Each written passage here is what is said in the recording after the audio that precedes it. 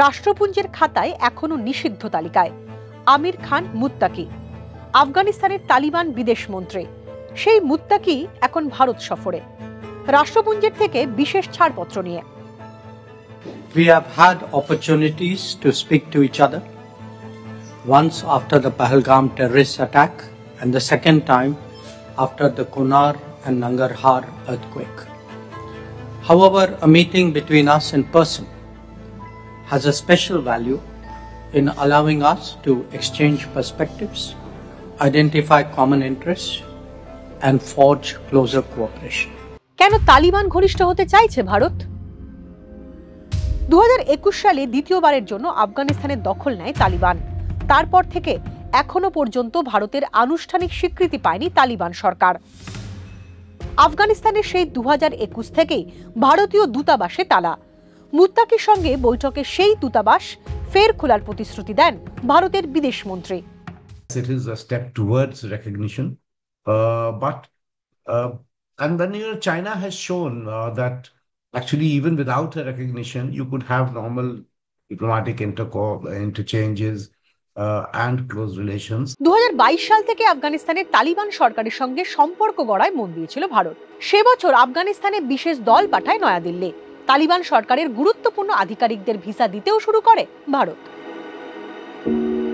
তবে সাধারণ আফগান নাগরিকদের জন্য ভিসা বন্ধ রেখেছিল নয়াদিল্লি। 2025 মে মাসে ফের তা চালু করা হয়। এবছরের শুরুতে দুবাইয়ে মুত্তাকির সঙ্গে বৈঠক করেন ভারতের বিদেশ সচিব বিক্রম মিশ্রি। তার আগের বছরই অবশ্য তালিবান সরকারকে নয়াদিল্লিতে দূত নিয়োগে এবং মুম্বাই ও হায়দ্রাবাদের কনসুলেট খোলায় অনুমতি দেওয়া হয়। কেন তালিবান সরকারের বন্ধু হতে চায় ভারত? দ্বিতীয় তালিবান শাসনে আফগানিস্তানের সঙ্গে পাকিস্তানের সম্পর্ক মোটেই ভালো নয়। সেই সুযোগে পড়শিকে চাপে রাখতে তালিবানের সঙ্গে হৃদ্যতা বাড়াতে চায় নয়াদিল্লি। অপারেশন সিঁদুরের পর 15 মে মুত্তাকির সঙ্গে ফোনে কথা বলে জয়শঙ্কর। চীনের সঙ্গে আধিপত্যের প্রতিযোগিতাও কারণ বইকি। কাবুলের অলিন্দে প্রভাব বাড়াচ্ছে চীন। বেজিং এর চীন পাক অর্থনৈতিক করিডর পৌঁছে যাবে আফগানিস্তান পর্যন্ত। চীনকে খোলা মাঠ ছেড়ে দিতে একেবারেই রাজি নয় নয়াদিল্লি। चाबहार के हवाले से तो एक अच्छा रास्ता और अच्छा फुर्सत है कि उससे इस्तेफादा होना चाहिए। हम और हिंदुस्तान दोनों कोशिश करें कि ये रास्ते में जितना भी मुश्किलात है, जितना भी रुकावटें हैं, उसको दूर हो जाए। আফগানিস্তানের পরিকাঠামো উন্নয়নে তাই সাহায্যের হাত বাড়িয়েছে মোদী সরকার। 500টি প্রকল্পে প্রায় 300 কোটি আমেরিকান ডলার বিনিয়োগ করেছে ভারত। অর্থনৈতিক স্বার্থও রয়েছে। লিথিয়াম সহ একাধিক মূল্যবান খনিজের ভান্ডার রয়েছে আফগানিস্তানে। ভারতের নজর সেই দিকেও।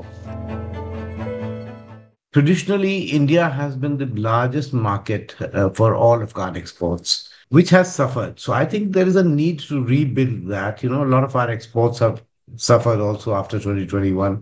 We have lost that preeminent position. I think Pakistan today is bigger. Exports from Iran have substantially gained. So there are both geopolitical, but also basically humanitarian and commercial hard-headed reasons by which we should actually engage them, so that we don't lose both the goodwill as well as the market.